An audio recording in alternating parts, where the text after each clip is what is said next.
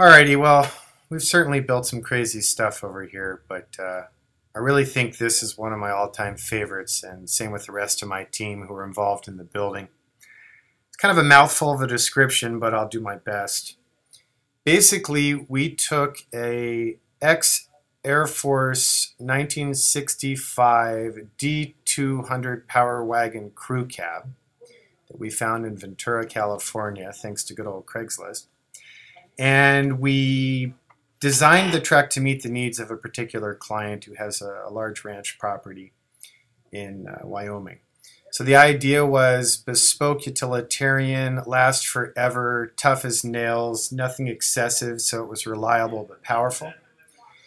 So the first thing we did was use a next-gen scanner on the underside to determine some of the clearance factors that were key.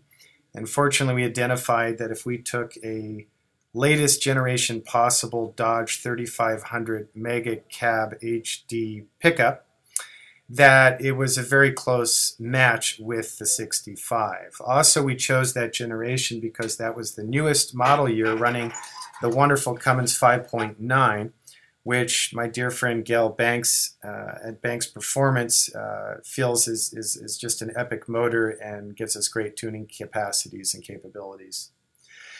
So we stripped the late model Dodge. It was a perfectly happy truck. Bought it from a dealer in Texas because I couldn't find a 6-speed manual mega cab in California for some reason. So shipped it out here, tore it apart. We upgraded the suspension with the core race suspension with the Fox Racing remote canisters, nitrogen charge. Upgraded the sway bars, added a Fox stabilizer.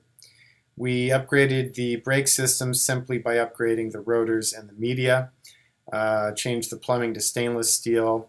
And then we're running 37-inch BF Goodrich all-terrains along with the Hutchinson 17-inch run-flat bead locks, which we powder-coated the Icon Volcanic Black.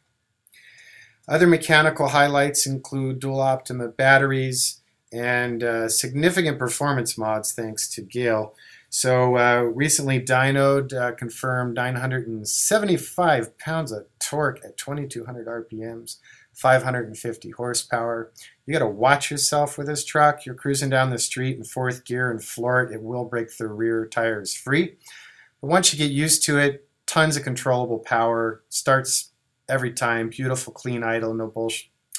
So we're running the 6-gun programmer. We're running the Banks IQ 2.0 new version, which allows us an in-dash interface to engine management as well as music catalog management, navigation, and Bluetooth. We're running Banks's exhaust brake. We're running Banks's power elbow into a stainless steel Banks dual exhaust system that has been ceramic coated. We're running a 55-gallon per minute pump with a air-to-water custom intercooler with a mild coolant blend. We're running the high ram intake, and I know I'm missing other details, and Gail's probably going to set me straight.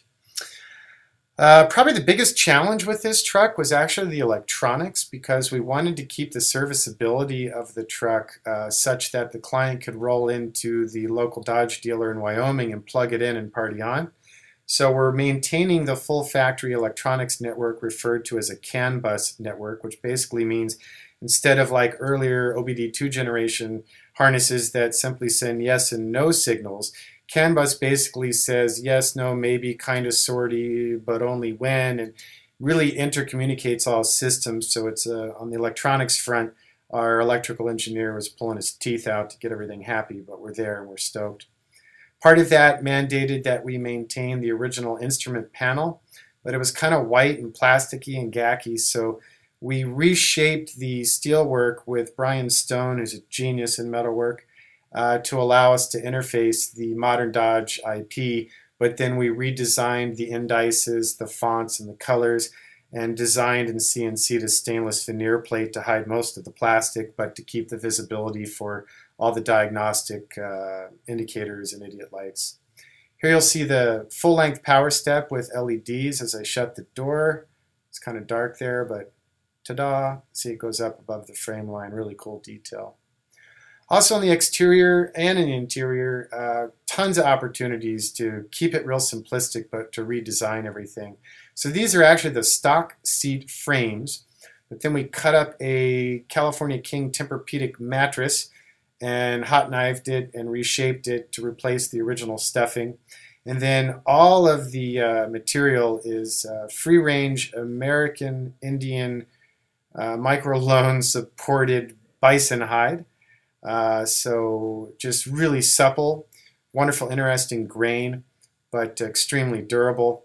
All the carpet is Rolls-Royce Wilton wool, edge hemmed in the bison hide with texture rubber back and Dynamat hiding inside. There's Dynamat in the roof, the firewall, the doors, the back of the cab, the floor, and then the entire body obviously was media blasted raw and shot on a rotisserie. After it was oven cured, we then applied heat cured polyurea on the interior of the bed surfaces and cabin floor and firewall, as well as the underside of the fenders and cab and bed. When we finished the engineering work on the chassis, it was media blasted raw metal, mil-spec powder coated black. Everything's either stainless, 8.8 hardened CAD, painted, powder coated, or ceramic coated. All the original factory Mopar hardware was all reused but replated in a more durable finish. Here in the dash is the factory ashtray, but ta-da! You hit a little hidden heat sensor button and linear actuators power it up, and that's where the Banks IQ interface is. Here's the IP as described. You'll notice the horn button. That actuates the world's most obnoxious and glorious horn. It's literally a train horn. And that K graphic, which you'll notice is repeated up in the front, is the brand for the ranch of the owner. The original AM radio was gutted and restored, custom knobs that control volume and bass for the IQ interface or iPhone Bluetooth audio. All of these knobs for all functions were my design, working with Michael Datillo, good friend of ours, excellent designer, with whom I collaborate often. Those were all executed in stainless.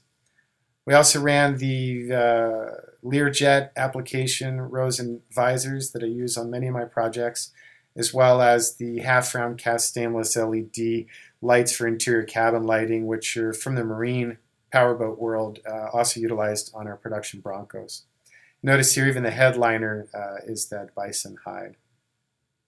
All weather stripping is brand new OEM. All the glass is brand new. NOS OEM windshield, that was fun to find. All the rest of the glass we did custom in the Icon reflective tempered architectural glass.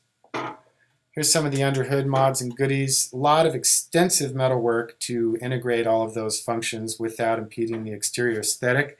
We actually did significant modifications to the front fender to get the wheel to sit center and proper, and went ahead and kind of improved the look, in my opinion, from stock by putting the top lip of that front fender at the same horizontal plane as the rear fender, whereas on the factory one it's quite dissimilar. It's kind of funky. I do not want to let my client take this truck, but unfortunately this is one of those jobs that I cannot afford to keep, and the client's become a dear friend and repeat client of ours. But man, I want to keep this truck. Mr. H, if you're listening, please put me in your will if none of your family members are as deserving. I just love this truck. It's so much fun to drive. As with all the Icon reformers and derelicts, the Icon brass lizard is always somewhere. In this case, we put him on the front dash. We took the font of the original Dodge badges and created the alphabet to rebrand it Icon and CNC'd all that in stainless. The Rearview Mirrors are probably a personal favorite of mine.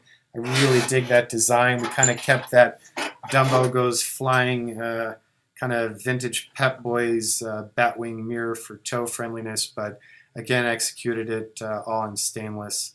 Even the tubular sections of it for precision were milled down from solid chunks of stainless. They're not bent tube, so they're pretty cool. Seatbelts are vintage aircraft.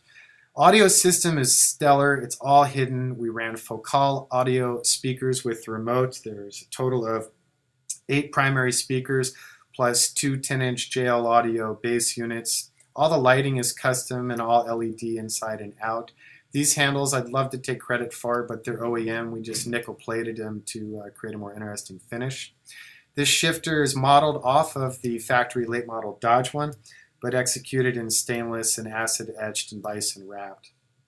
There are those mirrors, and they have multiple points of adjustment, and they fold flat.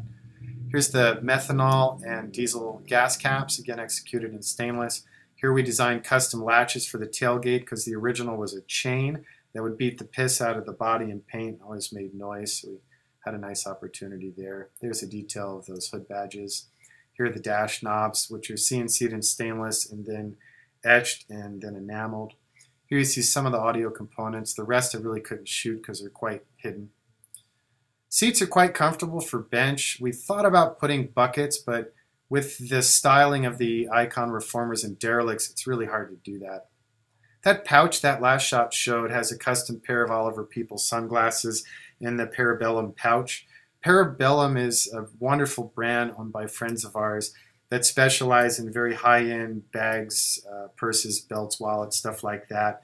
They're the bison and ceramic masters, so they're our partners on the interior.